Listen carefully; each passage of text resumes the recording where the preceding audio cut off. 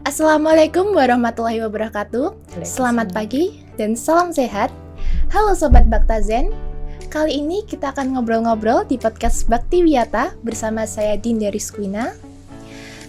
Kali ini kita akan membahas tentang salah satu prokli di SMK Kesehatan Bakti Wiyata, yaitu prokli TLM. Nah, sebelum memulai acara lebih lanjut, kita akan berkenalan nih dengan narasumber kita. Yang pertama ada Ibu Nini Sumartini selaku Kaprokli SMK Kesehatan Bakti Wiyata TLM.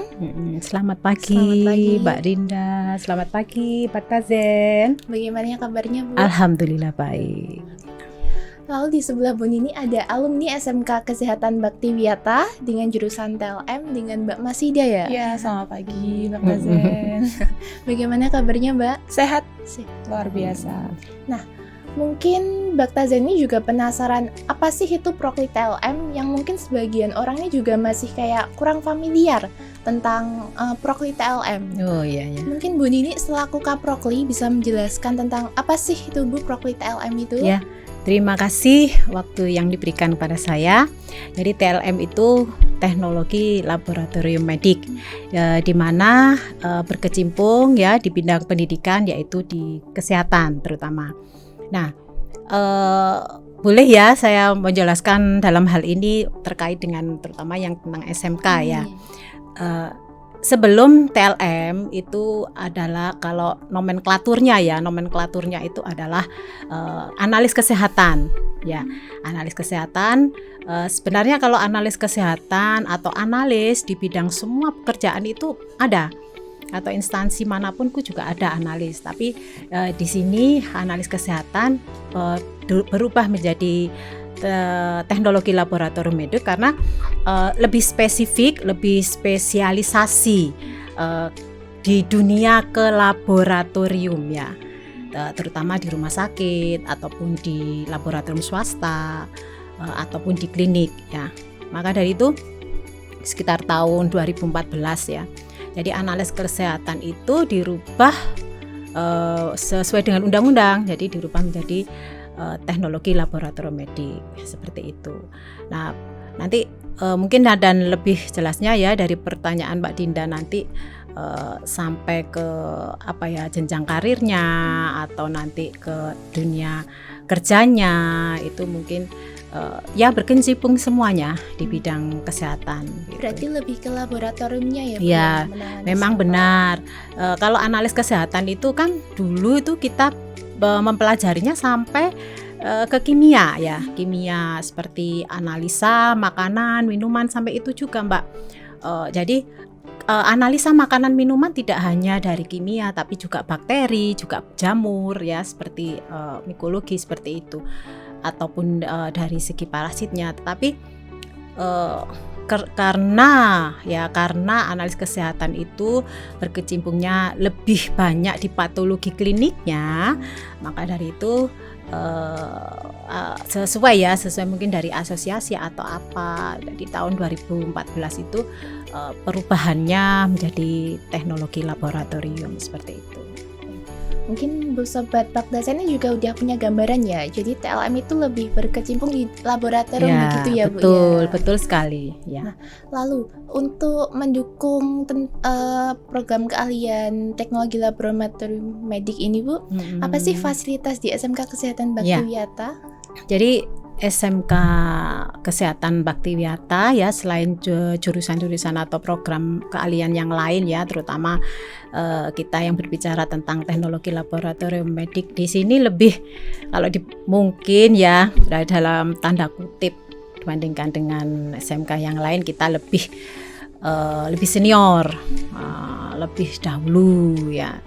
Jadi kemudian otomatis dengan sesuai dengan kebutuhan dari para tempat-tempat PKL atau dunia usaha, dunia industri, terutama di rumah sakit atau laboratorium, kita otomatis meningkatkan mutu. Nah, peningkatan mutu itu dengan adanya prasarana ya, sarana prasarana ya, kita lebih lengkap gitu.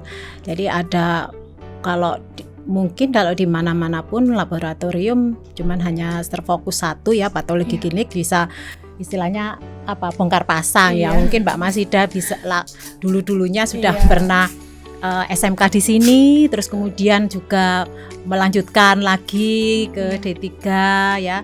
Jadi otomatis kan juga melihat ya di tempat-tempat yang lain. Jadi kita punya lab sendiri-sendiri, yaitu lab patologi klinik, ada lab di situ ada kimia klinik, ada hematologi, ada bakteriologi, ada parasitologi, ada mikologi ya. Itu terus kemudian kita juga bisa membiakkan bakteri sendiri ya, seperti itu. Nah, itu nilai plusnya dari SMK Kesehatan Baktiwiyata di Berarti tempat lebih kita. spesifik untuk belajar ya Bu, ada sendiri-sendiri Iya, untuk hema, iya. klinik. Iya.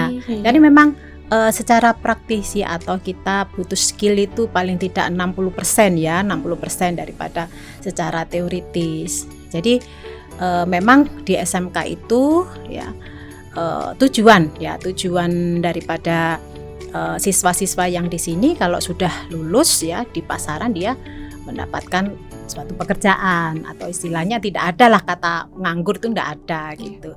Apalagi juga kita sekarang menambah sarana prasarana di bidang kewirausahaan ya, seperti itu. Jadi misalkan kalau lulusan dari kita tidak langsung bekerja, tapi mereka sudah mempunyai ya kebiasaan atau mempunyai bakat tersendiri yang ada pada dirinya ya, sebagai ya pengisi waktu itu juga, terus nanti juga harus meningkatkan kualitas dia ke jenjang karirnya, seperti itu.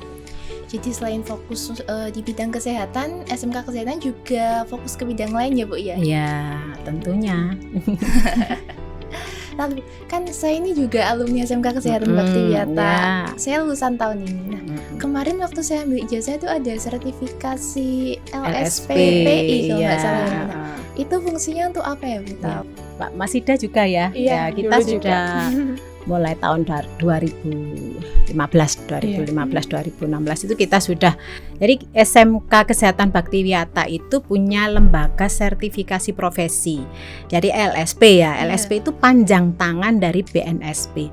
Lah BNSP sendiri itu apa ya, suatu program pemerintah dalam hal mendukung industri dalam dunia usaha atau dunia industri. Misalkan kalau TLM otomatis ya rumah sakit atau laboratorium atau klinik dan sebagainya. Itu supaya setiap industri kan mempunyai tolak ukur.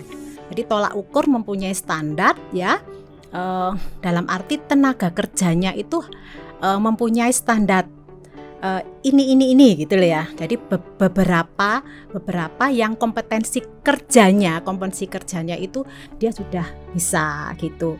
Nah, di SMK Kesehatan Baktiwiyata memang berusaha ya semaksimal mungkin mempunyai hal LSP itu, sehingga lulusan dari kita itu nantinya di dunia kerja atau di pasaran itu apa ya, persaingan ya. Dunia persaingan tuh mesti ada ya.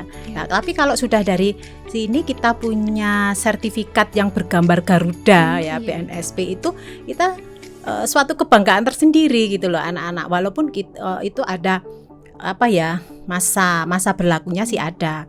Jadi paling tidak anak-anak kalau pas siswa ya lulusan itu kalau sudah dia mau bekerja sudah membawa sertifikat tersebut, itu kalau dunia saing pekerjaannya dia sudah mempunyai nilai tambah gitu ya, lebih unggul. Nah itu ya. Tadi mungkin ya mohon maaf, mungkin kalau tidak semua SMK itu mesti juga tidak punya LSP itu juga ada, tapi tetap melakukan ujian kompetensi keahlian kejuruan itu mesti harus dilakukan. Istilahnya kalau dia bekerja mempunyai tolak ukur dan di dunia saingan suatu pekerjaan, karena BNSP ini juga mempunyai standar kompetensi kerja nasional ya, secara nasional. Jadi misalkan itu nantinya misalkan digunakan untuk bekerja misalkan di luar negeri atau apa, masih berarti di Indonesia itu sudah punya standarnya, standar kompetensi kerjanya para lulusan dari SMK itu seperti ini ya. Berarti otomatis mungkin dari SKKNI itu beberapa masih bisa diterima gitu loh. Ya, walaupun nanti ya kalau mau bekerja di luar negeri otomatis dia harus mempunyai kompetensi tambahan yang lain seperti itu. Berarti LSPPI untuk nilai plus, untuk nilai tambah ya Bu? Ya. Salah satu keunggulan di SMK Kesehatan Bakti Ya, ya. tentunya seperti itu. Ya, Iya. ini kan Mbak Masida sudah merasakan. Walaupun nanti kalau melanjutkan ke D3 atau D4 nanti bukan berarti yang LSP itu kan sudah tidak berlaku ya. Iya. Itu kan pasti masa berlakunya 3 tahun. Tapi nanti melakukan suatu tetap bisa ya diperbarui gitu. bisa nanti kan kita P1 jadi nanti Mbak Masida bisa melakukan uji kompetensinya melalui P2 atau P3 ya, di tempat kerjanya atau di tempat asosiasi seperti itu. Lalu tentang prospek kerja Bu. Nah, prospek kerjanya nanti seperti apa sih Bu? Apakah di laborat saja atau gimana? Ya. Mungkin Mbak Masida ya Iya. yang sudah berpengalaman kerja. Boleh diceritakan Mbak? Oke, iya. Kalau untuk prospek kerjanya itu kita ada banyak sih Mbak, nggak cuma laboratorium aja. Teman-teman saya itu juga banyak yang bekerja di bidang seperti penelitian kayak industri makanan, karena kan kita juga ada mata pelajaran itu analisa kimia dan makanan ya Bu. Itu. Jadi nggak melulu soal harus sampel klinik juga gitu. Kemudian kalau untuk laboratorium itu saya rasa semua teman-teman saya itu sudah bekerja setelah lulus dari SMK Kesehatan Batu Wiata Kediri seperti itu. Jadi kita di dunia luar itu setelah keluar dari sini karena juga kita fasilitasnya itu kan lebih memadai daripada sekolah lain gitu ya. Selain itu tadi juga dibekali LSPPI ya. Betul, iya. Jadi nilai tambah. Juga nggak hanya dalam mata pelajaran aja, kita didukung dari soft skill juga. Terus kemudian ada kayak kepemimpinan. Kita kan di sini juga ada OSIS ya. Oh iya. Jadi semua siswa itu bisa mengeluarkan bakatnya gitu. Ada yang di ekskul, kemudian dari OSIS. Jadi kita keluar dari sini nggak cuma membawa segudang ilmu pengetahuan aja, tapi juga membawa soft skill itu gitu. Kita jadi bisa public speaking di luar, kemudian kita bisa menempatkan diri. Jadi ada attitude-nya gitu ya Bu ya. Iya. Oke. Ya. Jadi menurut peraturan pemerintah RI nomor 80 pasal 14 itu ada penyelenggara pekerjaan asisten tenaga laboratorium medik. Jadi memang dulu sebelum teknologi laboratorium medik ya, analis kesehatan, setelah itu asisten teknologi laboratorium kesehatan medik, terus kemudian teknologi laboratorium medik. Dan itu memang ada PP-nya ya, ada pasalnya juga. Jadi kalau di laboratorium itu sebagai apa sih gitu ya? Nantinya kalau sudah lulus. Yang karena asisten ya, karena asisten otomatis mereka atau lulusan itu membantu para ahlinya. Nah, ahlinya di mana? Ahlinya adalah D3 yang dari D3 atau D4. Jadi mulai dari menyiapkan bahan, menyiapkan reagen, menyiapkan alat, itu adalah pekerjaannya. Sampai dia nantinya mengarsipkan dokumen, kemudian menyerahkan hasil ya, seperti itu. Terus kemudian tambahan lagi apa? Yaitu tadi seperti yang dibilangkan Mbak Masida. Jadi dia karena sudah bertambahnya dengan kewirausahaan juga kita beri bimbingan dengan kepemimpinan dan sebagainya. Dia bahkan pun bisa memberikan suatu misalkan penyuluhan atau sekarang ini lagi musim itu ya, apa itu Mbak Masida apa? Mengambil sampel tapi home service. Home service. Ya sekarang lagi musim itu. Iya. Itu malah justru waktu pas waktu setelah COVID itu kita bahkan sering juga ya, terutama saya itu meminta. Jadi para dari laboratorium swasta itu meminta tenaga, terutama dari SMK mungkin yang penting bisa berkendara, ya berkendaraan. Terus ternyata saya tanya, ya itu tadi home service. Jadi mengambil sampelnya itu di rumah. Mungkin karena kan banyak juga para manula yang tidak bisa datang ke laboratorium atau datang ke rumah sakit. Kita fasilitasi gitu, kita permudah. Jadi mengambil sampelnya di sana, kita dibawa ke laboratorium, kita lakukan pemeriksaan, nanti hanya tinggal menunggu hasilnya, dan kita nanti juga ke sana bahkan pun memberikan resume ya Mbak ya. Iya. Jadi mungkin dari dokter atau dari penanggung jawab, ibu ini, bapak ini harus melakukan diet apa-apa, terus apa yang harus dilakukan gitu. Mestinya sangat menguntungkan sekali gitu. Oke. Ini saya agak kepo nih Mbak Iya. Masida kan SMK ini 3 tahun ya. Iya. Kalau boleh tahu lulusan tahun berapa sih Kak? Saya lulusan tahun 2017 kebetulan. Iya. Boleh diceritakan mungkin sebagai siswa ya Iya. tentang kehidupan sehari-hari menjadi siswa alumni TLM itu Iya. seperti apa, kayak praktikumnya, terus materinya berat nggak sih, terus tugasnya banyak nggak sih? Oh iya. Kalau Kalau tugas kan itu pasti nanti kayak iya. teman-teman kayak mikir ulang gitu. Iya. Kalau untuk sekolahnya itu sendiri karena juga fasilitasnya itu sangat cukup. Kemudian kita kalau praktikum nggak harus dalam satu lab itu nggak harus bergantian atau berjejalan dengan kelas lain karena setiap lab itu spesifik. Jadi misal saya jam sekian sampai sekian itu di hema, kemudian setelah jam istirahat pindah ke bakteri. Jadi nggak dalam satu ruangan. Kita juga nggak kesusahan untuk mencari alatnya. Kemudian kalau untuk tugasnya itu ya standar ya Bu, namanya juga sekolah ya. Iya. Jadi harus memang enjoy kalau sekolah itu. Diibaratkan aja sekolah sambil nyari temen, nyari relasi buat nanti kalau udah lulus. Iya. Gitu.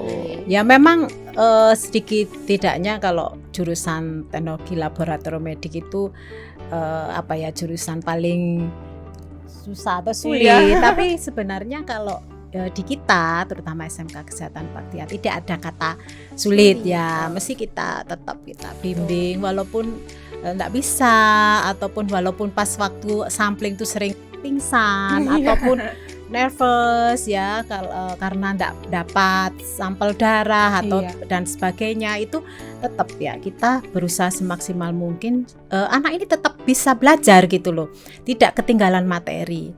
Dalam hal ini ya namanya apalagi sekarang kita menggunakan kurikulum merdeka, jadi jangan sampai siswa-siswa di sini itu jangan sampai tidak bisa. Tetap kok Mbak, kita itu berusaha ya, kita sebagai pengajar tidak hanya memberikan suatu materi enggak, tapi kita juga memberikan arahan, memberikan suatu bimbingan sehingga anak-anak itu dalam arti meskipun pembelajaran TLM kok sulit ya, ada hafalannya, terus nanti malam-malam harus bikin laporan ya seperti itu, nanti pretest juga, pretest kalau jelek bagaimana gitu ya. Semuanya itu karena kita itu kan yang kita pegang itu adalah manusia. Terus yang kita periksa adalah seluruh cairan tubuh yang ada pada manusia. Otomatis kita itu harus berhati-hati. Pas waktu di laboratorium ya tentunya Mbak Masida ya yang sudah merasa, kamu Mbak Dinda sendiri kan juga demikian. Jadi memang harus disiplin. Betul. Ya jangan sampai kita itu salah dalam suatu pemeriksaan, itu yang pertama. Terus kemudian jangan sampai kita nanti yang sebagai pemeriksa terinfeksi kena infeksi seperti itu. Karena kan juga dari guru-guru kita pembimbing laboratorium, terus guru yang teori itu juga selalu mengajarkan SOP. Karena kita kan bekerja di bidang kesehatan, jadi SOP itu benar-benar harus diterapkan dengan betul dan harus disiplin untuk menjaga diri kita juga menjaga pasien. Betul, kayak gitu. Kak Masida, ada nggak sih satu mata pelajaran yang paling disukai sama satu mata pelajaran paling agak menjengkelkan ya, agak susah? Iya. Gurunya melihat. Enggak sih, kalau untuk selama saya sekolah itu mata pelajaran yang paling favorit itu mikrobiologi sih. Nggak tahu kenapa lebih luas memang. Mikrobiologi itu luas. Pastologi, mikologi, bakteriologi, ya karena virologi. Kan nama-nama bakterinya aja kita kan belum dari yang SMP ya masuk ke SMK itu kan kita kayak ini tuh apa sih gitu, Bacillus anthracis itu apa gitu. Jadi kan kita bisa belajar. Terus kalau untuk ada praktikum bisa menanam ke media. Dulu awal-awal itu media tuh apa? Kok bikin media gitu. Ternyata media tanam untuk menumbuhkan bakteri. Seru kok. Beneran seru. Kita nilai plusnya itu kita punya lab media loh. Belum tentu juga ya. Mungkin di SMK yang baru-baru itu baru ya, mungkin punya kita sudah lama, bahkan pun kita sudah membiakkan bakteri sendiri gitu, kita sudah bisa. Lalu kan ini 3 tahun di SMK ada PKL ya Bu pastinya ya. Nah PKL-nya itu nanti kisaran kelas berapa dan mungkin berapa lama dan di mana sih Bu? Ya. Sesuai dengan kurikulum ya.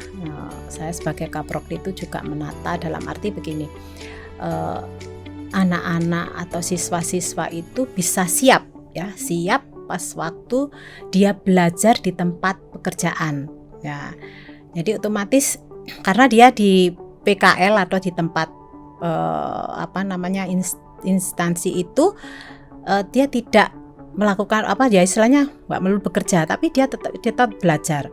Jadi kompetensi itu saya berikan di kelas 10 dan kelas 11, itu sudah dalam arti tidak 50, paling enggak itu 75 atau 80%, sudah 80%, karena nanti kan dia masuk di semester 5 atau kelas 12 ya kan, PKL. Nah PKL itu pun kita punya panduan. Panduan itu kita berikan bahwa anak-anak tersebut sudah diberi mata pelajaran seperti ini, ya, kompetensinya ini. Jadi nanti kalau ada di DUDI atau dunia usaha atau dunia industri atau tempat PKL itu ada metode atau pemeriksaan yang memang belum dilakukan ya di tempat kita, itu nanti diberikan gitu. Nanti anak-anak itu kalau sudah PKL itu seneng itu dia melakukan suatu pekerjaan dengan beberapa sampel itu. Kalau mungkin satu sampel waktu sekolah itu bisa sampai 2-3 jam, tapi kalau sudah di rumah sakit atau di laboratorium 100 sampel itu sudah bisa. Manajemen waktunya ya gitu, Bu, ya. Sudah bisa lebih diasah, lebih kompeten ya Bu. Ya nanti kalau sudah kembali tuh Mbak Dinda ya kelas 12, Mbak Dinda kan juga sudah merasakan sendiri. Pas waktu ujian LSP kan tahu kan mesti Bu Nini itu juga, ayo berapa jam, nanti dikurangi lagi, tapi ternyata beberapa parameter yang harus dikerjakan cuma hanya 2 jam sudah selesai ya itu loh. Mungkin sebelum ke penutup, Kak Masidah sebagai alumni yang lebih senior dari saya, ini ada satu kesan pesan untuk adik-adik SMP ini yang mungkin biar tertarik ke jurusan TLM. Oke, kalau untuk dari saya sebagai alumni dari SMK Kesehatan Baktiwiyata Kediri, jurusan Teknologi Laboratorium Medis, untuk adik-adik yang masih bingung nih mau sekolah di mana, coba daftar dulu, kenali dulu TLM. Nanti kalian pasti seru sih. Sekolahnya tuh nggak cuma melulu dari teori, kalian akan mengetahui banyak hal yang selama ini belum kalian ketahui. Terutama ya itu ya dunia kesehatan. Betul. Selain itu prospek kerjanya tadi juga luas. Iya, prospek kerjanya luas. Kemudian nanti waktu sekolah, saran saya ikuti semua ekskulnya, aktifkan diri kalian, biar nanti kalaupun sudah lulus, sudah dapat kompetensi dari sekolah, sudah dapat skill, ada soft skillnya juga, seperti itu. Semua berarti kan diimbangi. Iya, betul. Oke Baktazen, sekian itu tadi kita ngobrol-ngobrol tentang Prokli TLM di SMK Kesehatan Baktiwiyata Kediri. Nah, untuk adik-adik SMP seperti kata Kak Masidah dan Bu Nini tadi, jangan takut sama Prokli TLM, coba daftar dan kenali Prokli TLM lebih dekat. Oke, sekian dari kami. Wassalamualaikum warahmatullahi wabarakatuh. Waalaikumsalam warahmatullahi wabarakatuh.